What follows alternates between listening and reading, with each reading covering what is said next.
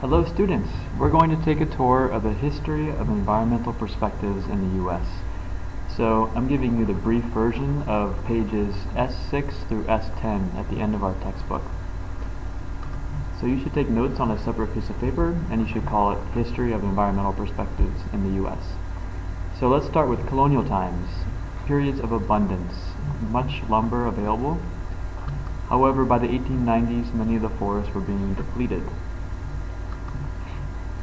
In 1905, we had our first chief of the U.S. Forest Service.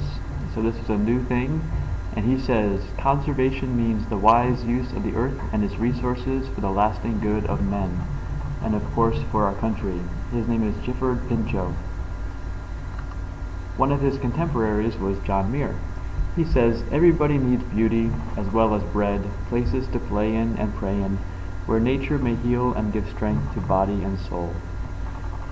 So these were two people who were very interested in conserving nature, but for different reasons.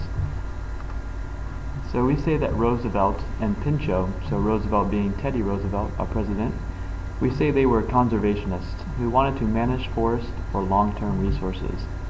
Muir is considered to be a preservationist who wants to protect forests for wildlife.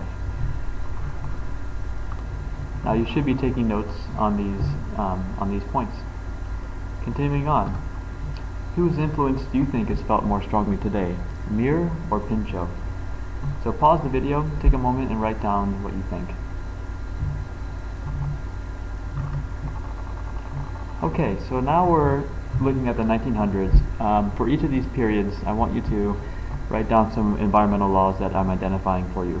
So again, this is like the Reader's Digest version of those pages at the end of the book.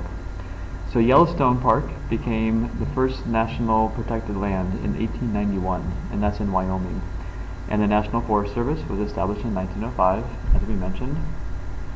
So these are the first acts of what we call conservation, trying to protect nature. Okay, 1930s. Now we're looking at a period of soil depletion. Here's a picture from the Dust Bowl in the Midwest. There are lots of reasons why this occurred, and we'll explore some of those in our next unit on agriculture. But basically it was very intensive industrial approaches to agriculture, using fossil fuel driven machinery to till the land, which means kind of flip over the soil, and we ended up losing the living aspects of the soil, the fungi, the microorganisms, and so the soil got very dead, you could say, and didn't have a lot of that living tissue to kind of hold it together. So that, combined with a drought, caused the soil to become basically very sandy, and it blew away. So this led to a main guy of the mid-1900s, we'll say. His name was Aldo Leopold. And he says the oldest task in human history is to live on a piece of land without spoiling it. So he was really one of our famous ecologists from the mid-1900s, and we're going to come back to him in a moment. So in the 1930s, we had an act called the Soil Conservation Act. The act is just another name for law, and it gave money to farmers in some ways, in some cases, to not grow as much, to give the soil a chance to regenerate itself. So they actually paid farmers to not grow crops. And it also gave some money to help soil research and some other things like that.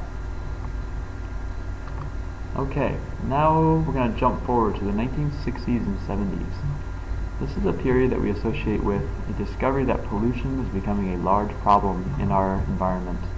This is at Santa Barbara Beach in 1969. If you look carefully, you might recognize what beach it is. So yes, it is Ledbetter. Here's a picture from that same period. And what happened is an oil spill. So this is looking down. It might be a little difficult to tell here, but we have major oil slicks happening. So Platform Holly, which is off of the coast of Santa Barbara. I don't remember exactly which one it is, but it caused an oil leak from a ruptured pipeline. So this was a huge deal, received national coverage. Nixon, as a result, promises to consider permanent ban on drilling.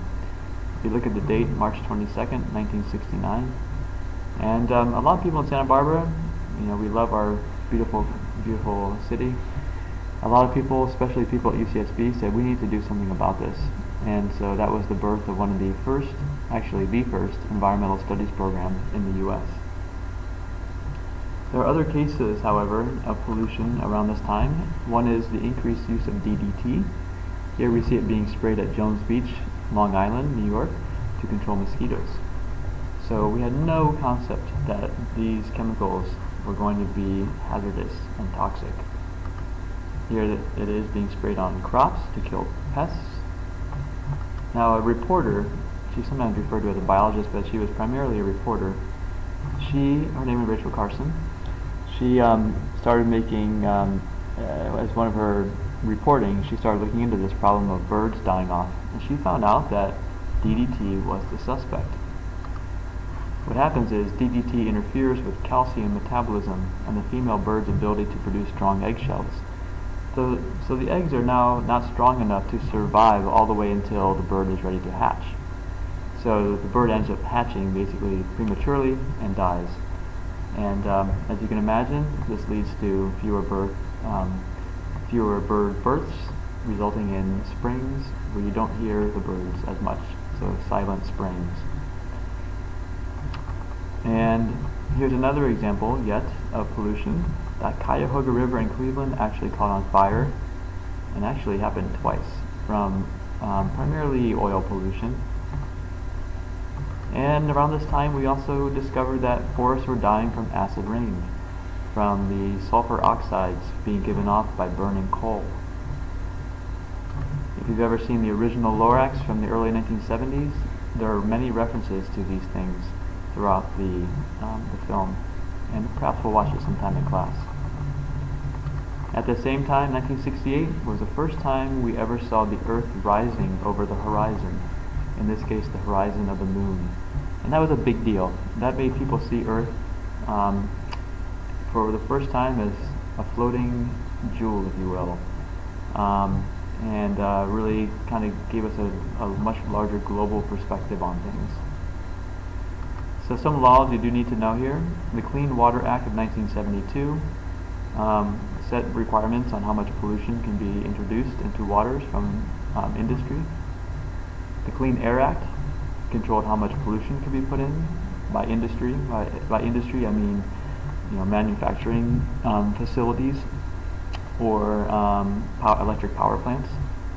The Endangered Species Act was signed in 1973. We also have the Wilderness Act, which actually was a little earlier in 1964. And the Superfund Act, which was a little later in 1980 for hazardous waste cleanup of places where there's been toxic spills. And I'll point out right here that the first Earth Day occurred in 1970. Again, largely inspired by the oil spill of Santa Barbara. So now we're going to fast forward to the 1980s to the 2000s. So we saw all those laws that were in the 60s and 70s. Well, in the 80s and 90s and even 2000s, we saw a lot of deregulation. So a lot of those laws becoming weakened. And if you take a moment to take in the caption here, this is from our second George Bush president of the early 2000s. And referring back to some of these earlier eras, like the Reagan era once more. So Ronald Reagan in the 1980s. He deregulated a lot of the different industries, letting them release more pollution.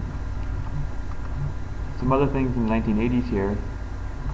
So in spite of that deregulation, we were seeing that there were some large things happening on the global scale. One of them is a thinning of the ozone layer. So you see here from 1979 through 1984, this increasing thinness of ozone. And it's measured here in this scale. And if you look carefully, you'll notice what continent that is. So yes, this is at over Antarctica at the South Pole. And we also started to realize that we were seeing global changes throughout the planet. So global climate change kicking into effect. So some environmental laws of the 1980s and 90s, and there were some. These two were international laws.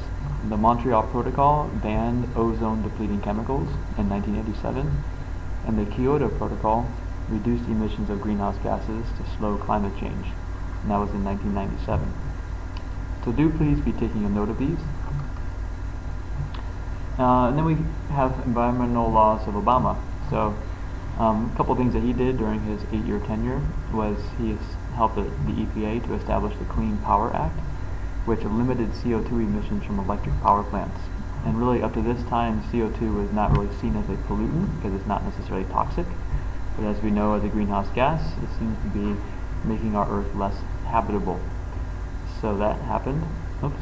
And he also put in the act, the Chemical Safety for the 21st Century Act, which requires more thorough safety testing of new chemicals, of which there are 2,000 introduced each year approximately.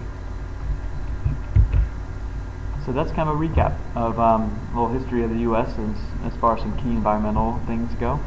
So please do make sure you bring your page of notes to class, and yes, you are responsible for these, for knowing the names of these acts that we mentioned, except for these last two, the two that we're seeing right now. Thank you for tuning in.